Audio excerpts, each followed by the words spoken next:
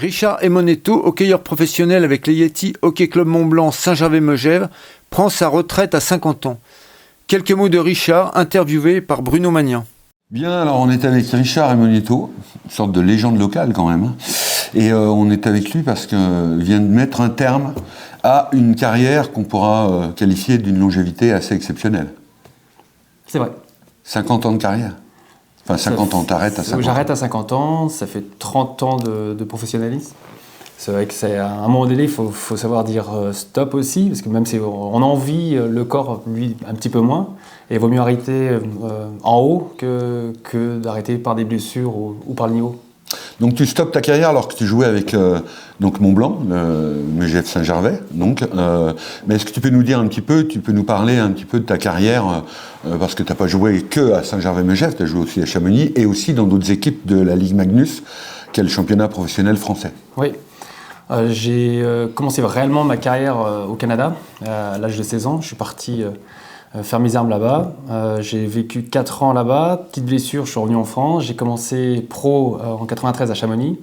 Ensuite, j'ai fait le club de Lyon. Ensuite, j'ai fait Reims, Mulhouse, Amiens et je suis revenu sur Chamonix, terminé la carrière Magnus. Et à 40 ans, je suis parti au Mont-Blanc. Pourquoi tu as choisi de continuer ta carrière en D1 ? C'était la volonté de continuer le hockey vraiment ? Ouais, dans ma tête, j'étais pas prêt à arrêter. J'avais encore l'envie et je savais que j'avais encore le niveau pour évoluer.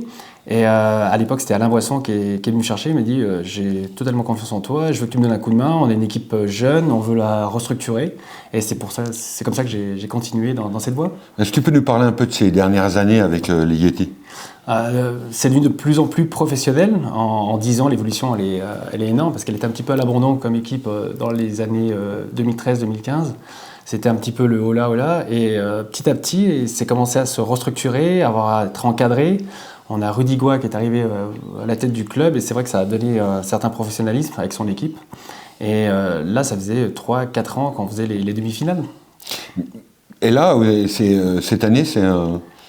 On était bien jusqu'à fin janvier, on tapait le haut de tableau et mois de février, on s'est un peu écroulé. On peut pas, c'est notre faute, hein, c'est un manque de lucidité, peut-être trop d'orgueil et un manque de travail, mais c'est le sport. Étant donné cette longévité, ça te donnait un statut un peu particulier dans cette équipe ? Tu agissais un peu comme un mentor ou un... Ouais, j'étais le serein. C'est vrai que je jouais avec des jeunes qui ont l'âge de mon fils. Je les ai vus même évoluer parce que mon fils jouait au hockey un peu plus jeune et je voyais ces gamins-là. Donc c'est vrai que c'est marrant de les voir. Après, on se confiait un petit peu à moi, on me demandait certaines choses. Mais je me sentais quand même dans l'équipe. Je voulais vraiment prouver aussi que j'avais ma place. Comment on fait pour tenir aussi longtemps une carrière comme ça ? C'est surtout dans le mental, le psychologique. Il ne faut pas se dire qu'on a un certain âge. Réagir comme les jeunes, travailler aussi fort qu'eux et être présent sur la glace et en dehors de la glace. Alors maintenant que tu as terminé ta carrière de hockey sur glace, on va dire, c'est quoi l'avenir ? Je reste quand même dans une partie hockey, mais cette fois avec des roulettes. Donc je fais beaucoup de roller et depuis très longtemps. Et j'ai un club qui est sur Moutier actuellement. J'ai agi entre Moutier et Étier. Et c'est une suite logique de ma fin de carrière. Ça me donne encore un pied dans le sport et je pense continuer encore quelques années là-dedans. À un haut niveau aussi, puisqu'a priori vous êtes quand même champion du monde. Ouais, ça avec l'équipe nationale, on est champion du monde depuis 38 ans. Et chaque année, on remet le titre en jeu. Donc c'est toutes les années entre mai et juin. Et avec le club de Moutier, on essaie de monter en première division. Ensuite, une carrière d'entraîneur ? À voir. Pas pour le moment, parce que là, c'est pas tout dans mes programmes. Et je pense que par la suite, ce sera peut-être à programmer. Est-ce que tu peux nous parler un peu de ce qui serait un de tes plus grands souvenirs dans ta carrière internationale, par exemple ? Alors, le plus gros souvenir, c'est bien sûr les JO, les premiers JO de Nagano. Quand tu apprends la sélection, tu es tout heureux parce que tu vas participer à quelque chose de super fort émotionnellement. On a beau faire des championnats du monde, les Jeux Olympiques, c'est toujours un petit cas spécial parce que tu es au sein de l'enceinte olympique avec tous les athlètes. Donc c'est vrai que c'est un souvenir mémorable. Après, c'est aussi mes premières sélections que j'avais à l'équipe nationale quand j'avais 20 ans. Là aussi, c'est quelque chose de très fort. Et en Magnus ? Magnus, c'est les titres de champion de France avec Reims et Amiens. C'est vrai que c'est des choses qu'on essaie d'atteindre. Enfin, je faisais toutes les années, je m'engageais dans les équipes qui étaient capables de viser le titre. Donc c'est vrai que quand tu y arrives, c'est quelque chose de très fort. Et pour finir, le meilleur souvenir avec les Yeti? Avec les Yeti, c'est les demi-finales qu'on a fait sur les dernières années. Et puis l'esprit de groupe, c'est vraiment une famille, c'est un environnement qui est quand même assez spécial par rapport à tous les autres clubs que j'ai fait en France. Et quand on arrive à 50 ans, c'est quoi l'entraînement qu'on doit mettre en place pour y arriver? C'est les mêmes que les jeunes qui s'entraînent à 20 ans. C'est tous les jours on s'entraîne, tous les jours il y a une partie physique, partie hors glace. Et comme je dis, c'est le mental qui prend le dessus, parce que tu peux aller à l'entraînement et être complètement HS. Si dans la tête t'es pas prêt, c'est là où tu risques le plus et tu fais un mauvais entraînement. Donc c'est d'être positif tout le temps et de jamais râler. Et donc malgré tous ces entraînements, malgré toutes ces années, ces heures, ces milliers d'heures, de jours et tout, t'en as jamais eu assez? Jamais. J'ai toujours envie. Et puis même là, ça fait quoi? Ça fait 2 semaines qu'on a arrêté et je recherche encore les patins, ma crosse, et j'ai toujours envie. Et c'est pas trop dur justement d'avoir arrêté comme ça? Pour le moment, c'est vrai que c'est une fin de carrière, donc il n'y a plus personne qui joue, mais je pense qu'au mois d'août, quand les reprises d'entraînement vont se faire, c'est vrai que les jeunes vont partir à la patinoire, moi je vais être dans mon canapé, ça va être un peu plus compliqué. Je pense que c'est là où je vais prendre conscience que je suis en fin de carrière.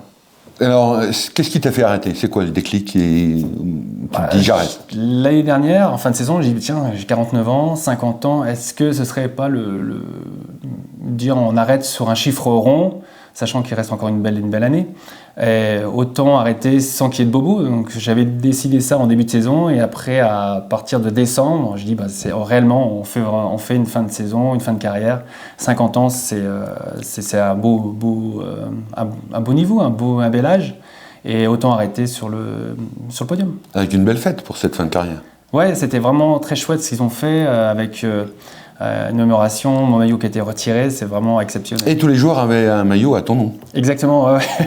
C'est vrai que c'était vraiment sympathique, le club a joué le jeu à fond, et je remercie vraiment du fond du cœur.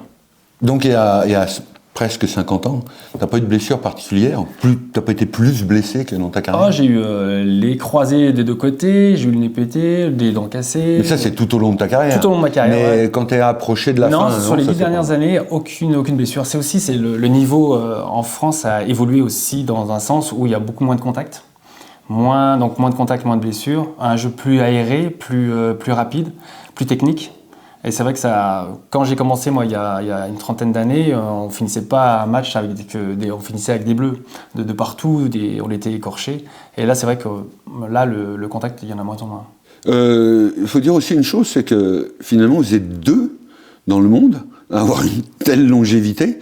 Il y a le grand Jaromir Jagr, donc qui a fait toute sa carrière en NHL et puis qui joue encore aujourd'hui donc en Tchéquie. Et puis il y a toi. Ouais. Après, Jagr, c'est vraiment une référence. Il a fait toute sa carrière en NHL, et puis c'est un monsieur du hockey, tout à fait. Ouais, mais c'est quand même... Voilà, ouais, t'es un peu le Jaromir Jagr français. Ouais, à moindre niveau. Mais c'est vrai que lui aussi, c'est une machine de guerre. Hein. Il s'entraîne tout le temps, il a des méthodes d'entraînement à lui, et après, il est propriétaire de son club en même temps. Donc c'est vrai que il a besoin de faire pas mal de choses, et c'est vrai que c'est un grand monsieur. Quelle serait ta définition du hockey? C'est une cohésion entre le haut et le bas du corps, parce que tout doit travailler. Tu as le patin, tu as la tête, tu as les mains. Donc on associe tous ces organismes pour qu'on ait un but, c'est de marquer. C'est un jeu collectif, rapide. On a l'esprit, c'est surtout l'esprit d'équipe aussi dans un jeu collectif. C'est ce qui amène le plus. On a du talent, on va dire 30% de talent et 70% de travail. Et puis c'est un jeu qui est basé sur l'offensive, évidemment, puisque contrairement à d'autres sports collectifs, tu ne peux pas repartir en arrière, il faut jouer devant toujours. Tout à fait, mais la meilleure défense, c'est aussi la meilleure attaque. Donc on est 5 sur la glace, et on doit défendre à 5, on doit attaquer à 5.